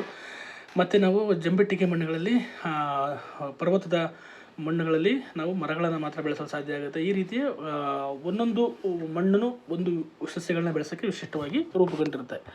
ಗೊತ್ತಿರುತ್ತೆ. ನಾವು ವಾಸಿಸುವ ಪ್ರದೇಶಗಳ ಸುತ್ತಮುತ್ತಲ ಬಂಡೆಗಳನ್ನು ನೀವು ನೋಡಿರ್ಬೋದು. ಮನೆಗಳು, ಕಟ್ಟಡಗಳು, ದೇವಾಲಯಗಳು, ರಸ್ತೆಗಳು, ಅಣೆಕಟ್ಟುಗಳು, ಮೇಜಿನ ಮೇಲ್ಭಾಗದ ಇತ್ಯಾದಿ ನಿರ್ಮಾಣದಲ್ಲಿ ಒಳಗಡೆ ಬಂಡೆಗಳನ್ನು ಬಳಸಲಾಗುತ್ತದೆ. ಬಳಬದ ಕಲ್ಲುಗಳನ್ನು ಮನೆಯ ಮೇಲ್ಛಾವಣಿಗೆ ಬಳಸಲಾಗುತ್ತದೆ ಮತ್ತು ಮರಳುಗಲ್ಲುಗಳನ್ನು ಕಟ್ಟಡ ಸಾಮಗ್ರಿಗೆ, ಜಂಬಿಟ್ಟಿಗೆ ತಯಾರಿಸಲು ಬಳಸಲಾಗುತ್ತದೆ. ಅಂದರೆ ಯಾವ್ಯಾವ ರೀತಿಯ ಕಲ್ಲುಗಳನ್ನ, ಮಣ್ಣುಗಳನ್ನ ಎಲ್ಲೆಲ್ಲಿ ಬಳಸ್ತಾರೆ ಅನ್ನೋದ್ರ ಬಗ್ಗೆ ನಿಮಗೆ ಕೊಟ್ಟಿದ್ದಾರೆ. ಚಾವಣಿಗೆ ಬಳಸುವ ಕಲ್ಲು, ಮರಗಲ್ಲುಗಳನ್ನು, ಜಂಬಿಟ್ಟಿಗೆ ಮಣ್ಣನ್ನು. ನೆಕ್ಸ್ಟು ಕೈಗೊಡಲಿಗಳು. ಹಿಂದಿನ ಕಾಲದಲ್ಲಿ ಅಮೃತಶಿಲೆಗಳು, ದೇವಸ್ಥಾನಗಳನ್ನು ಕಟ್ಟಲು ಕಲ್ಲಿನಿಂದ ಮಾಡಿದ ಬಾಣದ ತುದಿಗಳು, ಇವು ಹಿಂದಿನ ಕಾಲದಲ್ಲಿ ಉಪಯೋಗಿಸ್ತಿದ್ರು ಯಾರು? ನಮ್ಮ ಪೂರ್ವಜರು. ವಿಮಾನಗಳು, ಕಾರುಗಳು, ಆಭರಣಗಳು, ಸೌಂದರ್ಯವರ್ಧಕ ವಿದ್ಯಾರ್ಥಿಗಳ ತಯಾರಿಕೆಯಲ್ಲಿ ನಾವು ಖನಿಜಗಳನ್ನು ಬಳಸಲಾಗುತ್ತೆ. ನೋಡಿ, ಈಗ ನಾವು ಇಂಪಾರ್ಟೆಂಟ್ ಇಲ್ಲಿ ಬಂದಿದ್ದೀವಿ ಖನಿಜಗಳು. ಈಗ ಬಂಡೆಗಳ ಬಗ್ಗೆ ಓದಿ, ಖನಿಜಗಳ ಬಗ್ಗೆ ಓದ್ತೀವಿ. ನಾವು ಬಳಸುವ ಮೊಬೈಲ್ ಫೋನ್ ತಯಾರಿಕೆಯಲ್ಲಿ ಚಿನ್ನ, ಬೆಳ್ಳಿ ಹಾಗೂ ಕೋಬಾಲ್ಟ್ ಅಂತ ಕೆಲವು ಖನಿಜಗಳನ್ನ ಬಳಸಲಾಗುತ್ತದೆ. ಬಂಡೆಗಳು ತಮ್ಮ ಜೀವನದಲ್ಲಿ ಪ್ರಮುಖ ಪಾತ್ರ ವಹಿಸುತ್ತದೆ. ಬಂಡೆಗಳು ನಿರ್ಮಾಣಗಳು ಸಾವಿರಾರು ವರ್ಷಗಳು ಬೇಕು. ಅವುಗಳನ್ನು ಸಂರಕ್ಷಿಸಿ ಮತ್ತು ವಿವೇಚನೆಯಿಂದ ಬಳಸುವುದು ಅವಶ್ಯಕ. ನೈಸರ್ಗಿಕವಾದ ಕೆಲವು ಮೆಟಲ್ಸ್ಗಳು, ನೈಸರ್ಗಿಕವಾದ ಕೆಲವು ಮಿನರಲ್ಸ್ಗಳನ್ನ ನಾವು ಏನು ಮಾಡ್ತೀವಿ, ತೆಗಿತಾ ಇದ್ದೀವಿ. ಇದರಿಂದ ಮುಂದೆ ಏನಾಗುತ್ತೆ, ಅವು ಖಾಲಿ ಆಗ್ಬೋದು. ಗೊತ್ತಾಗ್ತಿದೆ. ಹಾಗಾಗಿ ಅವನ್ನ ಸಂರಕ್ಷಿಸಿ ಒಂದು ಕಡೆಯಿಂದ ಏನು ಮಾಡಬೇಕು, ಉಳಿಸೋ ಪ್ರಯತ್ನವನ್ನು ಮಾಡಬೇಕು. ಇನ್ನು ಪಳವಳಿಕೆ ಇಂಧನಗಳು ಫಾಸಿಲ್ ಫ್ಯೂಯಲ್ಸ್ ಅಂತ ಕರೀತಾರೆ. Very very important. ನೀವು ಪೆಟ್ರೋಲ್, ಡೀಸೆಲ್, ಸಾಕ್ಸನ್ನು ನೋಡಿರ್ತೀರ. ವಾಹನಗಳನ್ನ ಸಮೀಕ್ಷೆ ಮಾಡಿ ಯಾವ್ಯಾವ ಪೆಟ್ರೋಲ್ ಯೂಸ್ ಮಾಡ್ತವೆ, ಯಾವ ಡೀಸೆಲ್ ಯೂಸ್ ಮಾಡ್ತವೆ, ಯಾವ ಎಲೆಕ್ಟ್ರಿಕಲ್ ಯೂಸ್ ಮಾಡ್ತವೆ, ಆ ಒಂದು ಇದನ್ನು ಕೊಟ್ಟಿದ್ದಾರೆ. ಇಲ್ಲಿ ಇಂಪಾರ್ಟೆನ್ಸ್ ಆಫ್ ಪೆಟ್ರೋಲ್ ಬಗ್ಗೆ ಹೇಳ್ತಾ ಇದ್ದಾರೆ, ಅಂದರೆ ಪಳವಳಿಕೆ ಇಂಧನಗಳ ಬಗ್ಗೆ ಹೇಳ್ತಾ ಇದ್ದಾರೆ. ಯಾವ ರೀತಿ ಇಂಧನಗಳು ಸಾಮಾನ್ಯವಾಗಿ ಬಳಸಲಾಗುತ್ತದೆ? ಪೆಟ್ರೋಲ್ ಮತ್ತು ಡೀಸೆಲ್ಗಳು ಸಾಮಾನ್ಯವಾಗಿ ವಾಹನಗಳಿಗೆ ಬಳಸುವ ಎರಡು ಇಂಧನಗಳಾಗಿವೆ. ಈಗ ಏನಾಗ್ತದೆ, ಎಲೆಕ್ಟ್ರಿಕಲ್ ಬರ್ತದೆ. ಈಗ ಎಥನಾಲ್ 20 E20 ಅನ್ನೋದನ್ನು ಸಹ ನಾವು ಬಳಸ್ತಾ ಇದ್ದೀವಿ. ಈ ಪೆಟ್ರೋಲ್ಗೆ ನಾವು E20ನ ಆ್ಯಡ್ ಮಾಡಿ ನಾವು ಬಳಸ್ತಾ ಇದ್ದೀವಿ. ಗೊತ್ತಾಗ್ತಿದೆಯಾ? ಡೀಸೆಲ್ ಇಂಧನಗಳಾಗಿವೆ. ಪೆಟ್ರೋಲ್ನಿಂದ ಪೆಟ್ರೋಲ್, ಡೀಸೆಲ್, ಸೀಮೆಎಣ್ಣೆಗಳನ್ನು ಪಡೆಯಲಾಗುತ್ತದೆ. ನೈಸರ್ಗಿಕ ಅನಿಲಗಳೊಂದಿಗೆ ಪೆಟ್ರೋಲಿಯಂ ಮತ್ತು ಕಲ್ಲಿದ್ದಲು ಸಾಮಾನ್ಯ ಪಳವಳಿಕೆ ಇಂಧನಗಳು ಅಂತ ಕರಿತೀವಿ. Very important. ನೋಡಿರಿ, ನಾವೇನು ನೈಸರ್ಗಿಕ ಅನಿಲದೊಂದಿಗೆ ಪೆಟ್ರೋಲಿಯಂ ಮತ್ತು ಕಲ್ಲಿದ್ದಲು ಸಾಮಾನ್ಯವಾಗಿ ಪಳೆಯುಳಿಕೆ ಇಂಧನಗಳೆಂದು ಕರೀತೀವಿ. ಪಳೆಯುಳಿಕೆ ಇಂಧನ ಫಾಸಿಲ್ ಫ್ಯೂಯಲ್ಸ್ ಅಂತ ಕರಿತೀವಿ. ಸೂಕ್ಷ್ಮ ಜೀವಿಗಳ ಉಳಿವಿಕೆ, ಭೂಮಿಯೊಂದಿಗೆ ಹೋದ ಸಸ್ಯಗಳು ಪೆಟ್ರೋಲಿಯಂ ನೈಸರ್ಗಿಕ ಅನಿಲಗಳ ಕಲ್ಲಿದ್ದಲಾಗಿ ರೂಪುಗೊಂಡಿವೆ. ಏನು ಸಾವಿರಾರು ವರ್ಷಗಳ ಹಿಂದ್ಗಡೆ ನಮ್ಮ ಮನುಷ್ಯ ಆಗಿರ್ಬೋದು, ಪ್ರಾಣಿಗಳಾಗಿರ್ಬೋದು, ಸಸ್ಯಗಳಾಗಿರ್ಬೋದು, ಭೂಮಿಯ ಆಳ ಪದರದಲ್ಲಿ ಉಳಿದುಕೊಂಡು ಒತ್ತಡ ಮತ್ತು ಶಾಖದಿಂದಾಗಿ ಏನಾಗುತ್ತೆ, ಈ ಪೆಟ್ರೋಲಿಯಂ ಮತ್ತು ಇವು ಏನಾಗಿದೆ, ಫಾಸಿಲ್ ಫ್ಯೂಯಲ್ಸ್ ಆಗಿ ಕನ್ವರ್ಟ್ ಆಗಿದೆ. ಈ ಇಂಧನಗಳು ರೂಪುಗೊಳ್ಳಲು ಲಕ್ಷಾಂತರ ವರ್ಷಗಳನ್ನು ತೆಗೆದುಕೊಳ್ಳಿವೆ. ನೈಸರ್ಗಿಕ ಅನಿಲವನ್ನು ಅಡುಗೆ ಮತ್ತು ವಿದ್ಯುತ್ ಉತ್ಪಾದನೆಗೆ ಬಳಸಲಾಗುತ್ತದೆ. ಏನಿದೆ ನ್ಯಾಚುರಲ್ ಗ್ಯಾಸ್ ಅಂತ ಕರೀತಾರೆ. ಅದನ್ನು ಎಲ್ಲಿ ಯೂಸ್ ಮಾಡ್ತಾರೆ, ಅಡುಗೆ ಮತ್ತು ವಿದ್ಯುತ್ ಉತ್ಪಾದನೆಗೆ ಬಳಸಲಾಗುತ್ತೆ. ಇದನ್ನು ಸಂಕುಚಿತ compressed CNG, very important, exam point of view important. What is CNG ಅಂತ ಕೇಳ್ತಾರೆ. ಕಂಪ್ರೆಸ್ಡ್ ನ್ಯಾಚುರಲ್ ಗ್ಯಾಸ್ ಅಂತ ಕರೀತಾರೆ. ಗೊತ್ತಾಗ್ತಿದೆ. ಇದು ಶುದ್ಧ ಇಂಧನವಾಗಿದೆ. ಇದು ಕಾರ್ಬನ್ ಡೈಆಕ್ಸೈಡ್ನ ಜಾಸ್ತಿ ಇದು ಮಾಡಲ್ಲ. ಗೊತ್ತಾಗ್ತಿದೆಯಾ? ಇದನ್ನು ವಾಹನಗಳನ್ನು ಸಹ ಬಳಸಲಾಗುತ್ತೆ. ಪೆಟ್ರೋಲ್ ಮತ್ತು ಡೀಸೆಲ್ಗಳಿಗೆ ಇದು ಪರಿಶುದ್ಧವಾಗಿದೆ. ಕಲ್ಲಿದ್ದಲು ಮುಖ್ಯವಾಗಿ ವಿದ್ಯುತ್ ಉತ್ಪಾದನೆಗೆ ಬಳಸಲಾಗುತ್ತೆ. ಇದು ಭಾರತದ ಅನೇಕ ಭಾಗಗಳಲ್ಲಿ ದೊರೆಯುತ್ತದೆ. ಕಲ್ಲಿದ್ದಲು ಉತ್ಪಾದಿಸುವ ಪ್ರಮುಖ ರಾಜ್ಯಗಳನ್ನು ಮತ್ತು ಭಾರತಗಳನ್ನು ನಕ್ಷೆಯಲ್ಲಿ ಏನು ಮಾಡಿ, ಪಟ್ಟಿ ಮಾಡಿ. ಎಲ್ಲೆಲ್ಲಿ ಜಾಸ್ತಿ ಕಲ್ಲಿದ್ದಲು ಸಿಗುತ್ತೆ ಅನ್ನೋದನ್ನ ಪಟ್ಟಿ ಮಾಡಿ. ಪೆಟ್ರೋಲ್ ಮತ್ತು ನೈಸರ್ಗಿಕ ಅನಿಲಗಳನ್ನ ನಾವು ಬೇರೆ ಬೇರೆ ದೇಶಗಳಿಂದ ಎಕ್ಸ್ಪೋರ್ಟ್ ಮಾಡ್ಕೊತೀವಿ. ನೈಸರ್ಗಿಕ ಅನಿಲ ಕೆಲವು ನಮ್ಮ ದೇಶದಲ್ಲೇ ಸಹ ನಾವು ಉತ್ಪತ್ತಿಯನ್ನು ಮಾಡ್ತಾ ಇದ್ದೀವಿ. ಪಳೆಯುಳಿಕೆ ಇಂಧನಗಳ ಲಭ್ಯತೆ ಕಡಿಮೆ ಇದೆ, ಸೀಮಿತವಾಗಿದೆ. ನಾವು ಈಗಿನಂತೆ ಇಂಧನಗಳನ್ನು ಬಳಕೆಯನ್ನು ಮುಂದುವರಿಸಿದರೆ ಶೀಘ್ರದಲ್ಲೇ ಇವು ಇಂಧನಗಳು ಖಾಲಿಯಾಗ್ತವೆ. ಅಂತಹ ಪರಿಸ್ಥಿತಿಯನ್ನು ತಲುಪಲು ನಾವು ಶಕ್ತಿಯ ಪರಿಹಾರ ಮಾರ್ಗಗಳನ್ನು ಅನ್ವೇಷಿಸಬೇಕು. ಪಳೆಯುಳಿಕೆ ಇಂಧನಗಳು ದಹಿಸಿದಾಗ ಹೊಗೆ, ಕಾರ್ಬನ್ ಡೈಆಕ್ಸೈಡ್, ಅನಿಲ ಉತ್ಪತ್ತಿಯಾಗುತ್ತದೆ. ಇವನ್ನೆಲ್ಲ ನೀವು ಎನ್ವೈರ್ಮೆಂಟಲ್ಲಿ ಓದ್ತೀರಾ, ಪೊಲ್ಯೂಷನ್ ಅಲ್ಲಿ ಓದ್ತೀರಾ. ಏನಾಗುತ್ತೆ, ಈ ಒಂದು ಫಾಸಿಲ್ ಫ್ಯೂಯಲ್ಸ್ನಿಂದ ಏನಾಗುತ್ತೆ, ಪೊಲ್ಯೂಷನ್ನು ಕ್ರಿಯೇಟ್ ಆಗ್ತಾ ಇದೆ. Carbon monoxide, sulphur dioxide, nitrogen oxide ಇವೆಲ್ಲ ಬಿಡುಗಡೆ ಆಗ್ತದೆ. ಇವರಿಂದ ಮಾಲಿನ್ಯಕ್ಕೆ ಕಾರಣ ಆಗ್ತಿದೆ. ಗೊತ್ತಾಗ್ತಿದೆಯಾ? ಇನ್ನು ನಾವು ನೈಸರ್ಗಿಕ ಸಂಪನ್ಮೂಲಗಳನ್ನ ಏನು ಮಾಡ್ಬೋದು, ನವೀಕರಿಸಲಾಗದ ಸಂಪನ್ಮೂಲಗಳು ಅಂತ ಕರಿತೀವಿ. ಅಂದರೆ ಯಾವ ಸಂಪನ್ಮೂಲಗಳನ್ನು ನಾವು ಮತ್ತೆ ಪಡಿಬೋದು, ಅವನ್ನ ಏನಂತ ಕರಿತೀವಿ ಅಂದರೆ ನೈಸರ್ಗಿಕ ಸಂಪನ್ಮೂಲ ಅಂದರೆ ಏನಂತ ತಿಳ್ಕೊಂಬಿಟ್ಟು ಫಸ್ಟು ನಾವು ನದಿಗಳಿಂದ ನೀರು, ಸಸ್ಯಗಳು, ಪ್ರಾಣಿಗಳ ಆಹಾರವನ್ನು ಪಡೆಯುತ್ತೇವೆ. ನಾವು ನಿಸರ್ಗದಿಂದ ಪಡೆಯುವ ಸಂಪನ್ಮೂಲಗಳನ್ನು ನೈಸರ್ಗಿಕ ಸಂಪನ್ಮೂಲಗಳು ಅಂತ ನಾವು ಕರಿತೀವಿ. ಇದು ಇಂಪಾರ್ಟೆಂಟು. ಅದರಲ್ಲಿ ನಿಮಗೆ ಗೊತ್ತು, ಗಾಳಿ, ನೀರು, ಸೌರಶಕ್ತಿ, ಅರಣ್ಯಗಳು, ಬಂಡೆಗಳು, ಮಣ್ಣು, ಖನಿಜಗಳು ಮತ್ತು ಪಳೆಯುಳಿಕೆ ಇಂಧನಗಳಂತ ಇವನ್ನ ನೈಸರ್ಗಿಕ ಸಂಪನ್ಮೂಲಗಳ ಬಗ್ಗೆ ನೀವೆಲ್ಲ ತಿಳ್ಕೊಂಡಿರ್ತೀರ. ಕೆಲವನ್ನ ನವೀಕರಿಸಬಹುದಾದ ಸಂಪನ್ಮೂಲಗಳು ಅಂದರೆ ಒಂದು ಸಮಂಜಸ ಅವಧಿಯೊಳಗೆ ನವೀಕರಣಗೊಳ್ಳುವ, ಮರುಪೂರ್ಣಗೊಳ್ಳುವ ಅಥವಾ ಮರುಸ್ಥಾಪನೆಗೊಳ್ಳುವ ಸಂಪನ್ಮೂಲ ನವೀಕರಿಸಬಹುದಾದ ಸಂಪನ್ಮೂಲ, ರಿನ್ಯೂವಬಲ್ ರಿಸೋರ್ಸಸ್ ಅಂತ ಕರಿತೀವಿ ನಾವು. ಇಂಪಾರ್ಟೆಂಟ್. ಗಾಳಿ, ನೀರು, ಕಾಡುಗಳನ್ನು ನವೀಕರಿಸಬಹುದಾದ ಸಂಪನ್ಮೂಲಗಳ ಉದಾಹರಣೆಯಾಗಿದೆ. ನಿಸರ್ಗವು ಅವುಗಳನ್ನು ನವೀಕರಿಸುತ್ತದೆ. ನಮ್ಮ ನೈಸರ್ಗಿಕ ಸಂಪನ್ಮೂಲ ಯೋಜನೆ ಬಳಸಬೇಕು. ಇದೇ ರೀತಿ ನವೀಕರಿಸಲಾಗದ ಸಂಪನ್ಮೂಲಗಳು ಅಂದರೆ ಇವುಗಳನ್ನು ಸಮಂಜಸ ಸಮಯದೊಳಗೆ ಉತ್ಪತ್ತಿಯಾಗುವುದಿಲ್ಲ ಮತ್ತು ಇವುಗಳನ್ನು ಮರುಪೂರ್ಣಗೊಳಿಸಲು ಸಾಗದು. ಇಂತಹ ಸಂಪನ್ಮೂಲಗಳು ನವೀಕರಿಸಲಾಗದ ಸಂಪನ್ಮೂಲಗಳು. ವೆರಿ ಇಂಪಾರ್ಟೆಂಟ್ ಕಾನ್ಸೆಪ್ಟ್ ಇವೆರಡು ಎಂದು ಕರೆಯುವರು. ಖನಿಜಗಳು, ಮಣ್ಣು, ಬಂಡೆಗಳು, ಕಲ್ಲಿದ್ದಲು, ಪೆಟ್ರೋಲಿಯಂ ಮತ್ತು ನೈಸರ್ಗಿಕ ಅನಿಲಗಳನ್ನ ಇವನ್ನ ನವೀಕರಿಸಲಾಗದ ಸಂಪನ್ಮೂಲಗಳು ಅಂತ ಕರಿತೀವಿ. ನಾವು ಬಳಸಬಹುದಾದ ಸಂಪನ್ಮೂಲಗಳನ್ನು ಭೂಮಿ, ಸೂರ್ಯ ತಿಳ್ಕೊಂಡಿದ್ದಾರೆ ಇದುವರೆಗೂ. ಗೊತ್ತಾಗ್ತಿದೆಯಾ? ಹಾಗಾಗಿ ನಾವು ಈ ಒಂದು ಕಾನ್ಸೆಪ್ಟು ಕ್ಲಿಯರ್ ಆಗ್ತಾ ಬಂತು. ಇಲ್ಲಿನ ಇಷ್ಟೇ. ಅಂದರೆ ನಾವು ಬಳಸುತ್ತಿರೋ ನೈಸರ್ಗಿಕ ಸಂಪನ್ಮೂಲಗಳನ್ನ ಪಟ್ಟಿ ಮಾಡಿ ಯಾವ್ಯಾವ ನೈಸರ್ಗಿಕ ಸಂಪನ್ಮೂಲ ಬಳಸ್ತಾ ಇದ್ದೀವಿ ಅನ್ನೋದ್ರ ಬಗ್ಗೆ ನಾವು ತಿಳ್ಕೊಂಡು ಇಲ್ಲಿ ಒಟ್ಟು ನಾವು ಈ ಒಂದು ಚಾಪ್ಟರ್ನ ಅಂತಿಮ ಘಟ್ಟಕ್ಕೆ ಬಂದಿದ್ದೀವಿ. ಅಂದರೆ ಈ ಒಂದು ಚಾಪ್ಟರ್ ನಾವು ಗಾಳಿ ಬಗ್ಗೆ, ಪೆಟ್ರೋಲಿಯಂ ಬಗ್ಗೆ, ಕಲ್ಲಿದ್ದಲ ಬಗ್ಗೆ ಮತ್ತು ಅರಣ್ಯಗಳ ಬಗ್ಗೆ, ಪಳೆಯುಳಿಕೆ ಇಂಧನಗಳ ಬಗ್ಗೆ, ಸಂಪನ್ಮೂಲಗಳ ಬಗ್ಗೆ, ಬಂಡೆಗಳ ಬಗ್ಗೆ, ಮಣ್ಣುಗಳ ಬಗ್ಗೆ, ಸೂರ್ಯನ ಇಂಪಾರ್ಟೆಂಟ್, ನೀರು ಬಗ್ಗೆ, ನವೀಕರಿಸಿದ ಸಂಪನ್ಮೂಲಗಳು, ನವೀಕರಿಸಲಾಗದ ಸಂಪನ್ಮೂಲಗಳ ಬಗ್ಗೆ ನಾವು ಏನು ಮಾಡ್ತಾ ಇದ್ದೀವಿ ತಿಳ್ಕೊಂಡ್ವಿ. ಅದರ ಇಂಪಾರ್ಟೆಂಟಾಗಿ ಇಷ್ಟು ಟಾಪಿಕ್ಸ್ ಅಥವಾ ಇಷ್ಟು ಕಾನ್ಸೆಪ್ಟನ್ನ ನೀವು ಅರ್ಥ ಮಾಡಿಕೊಂಡ್ರೆ ಏನಾಗುತ್ತೆ, ನಾವು ಈ ಒಂದು ಟಾಪಿಕ್ನ ಮುಗಿಸ್ಬೋದು. ತುಂಬ ಸಿಂಪಲ್ ಟಾಪಿಕ್ ಇದೆ, ಅರ್ಥ ಆಗಲಿದೆ. ಸ್ಟೋರಿ ಜಾಸ್ತಿ ಇದೆ, ಆದರೆ ಇದರಲ್ಲಿ ತಿಳ್ಕೊಳ್ಳೋದು ತುಂಬ ಇದೆ. ಹಾಗಾಗಿ ನಾವು ತಿಳ್ಕೊಂಡ್ವಿ. ಇನ್ನೂ ಕೆಲವು ಚಟುವಟಿಕೆಗಳನ್ನ ನೀವು ಮಾಡ್ಬೋದು. ಏನೇನು ಅವಧಿಸಿ ಬರೆಯೋಲ್ಲ ಕೊಟ್ಟಿದ್ದಾರೆ. ಇಲ್ಲಿನ ಕ್ವಶನ್ಸ್ಗೆ ಆನ್ಸರ್ ಮಾಡೋಕ್ಕೆ ಪ್ರಯತ್ನ ಪಡಿ. ಯಾಕೆಂದರೆ ನಿಮ್ಮ ಎಕ್ಸಾಮ್ಸ್ಗೆ ತುಂಬ ಇಂಪಾರ್ಟೆಂಟ್. ನೈಸರ್ಗಿಕ ಸಂಪನ್ಮೂಲ ಎರಡು ನಾವು ಭಾಗ ಮಾಡ್ಬೋದು. ನವೀಕರಿಸಬಹುದಾದ ಸಂಪನ್ಮೂಲಗಳು, ನವೀಕರಿಸಲಾಗದ ಸಂಪನ್ಮೂಲಗಳು. ಇದರಲ್ಲಿ ಯಾವ್ಯಾವ ಎಕ್ಸಾಮ್ಸಲ್ಲೂ ನೀವು ಬರಿಬೇಕಾಗುತ್ತೆ. ನವೀಕರಿಸಬಹುದಾದ ಸಂಪನ್ಮೂಲಗಳಲ್ಲಿ ಅರಣ್ಯಗಳು ಬರುತ್ತೆ, ಗಾಳಿ ಬರುತ್ತೆ, ನೀರು ಬರುತ್ತೆ. ಮತ್ತು ಇದರಲ್ಲಿ ಏನಾಗುತ್ತೆ, ಪೆಟ್ರೋಲಿಯಂ, ಡೀಸೆಲ್ಸ್ ಎಲ್ಲ ಬರುತ್ತೆ. ಗೊತ್ತಾಗ್ತಿದೆಯಾ? ನ್ಯಾಚುರಲ್ ಗ್ಯಾಸ್ ಇವೆಲ್ಲ ಬರುತ್ತೆ. ಗೊತ್ತಾಗ್ತಿದೆಯಾ? ಹಾಗಾಗಿ ಈ ರೀತಿಯ ನೆಕ್ಸ್ಟು ಚಾಪ್ಟ್ರು ಭೂಮಿಯಿಂದ ಆಚೆಗೆ ನಾವು ನೆಕ್ಸ್ಟು ತರಗತಿಯಲ್ಲಿ ನಾವು ತಿಳ್ಕೊತಾನೆ.